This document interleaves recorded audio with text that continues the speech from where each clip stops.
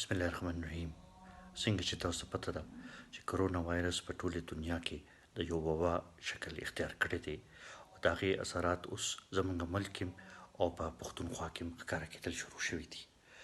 د دې بیمارۍ د مقابلې لپاره موږ ټولو ته خپل کردار ادا کول دي.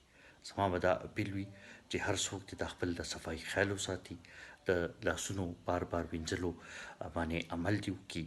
نور چې کوم احتیاطي تدابیر دي په هغې باندې عمل کول لازمي دي. د غیر ضروري د ګڼو نه ځان ساتل ضروري ده. د غیر ضروري بهر وتل چې دی هغه بندول پکار دي او کوشش دا کول پکار دي چې مونږ ټول د په طور یو قوم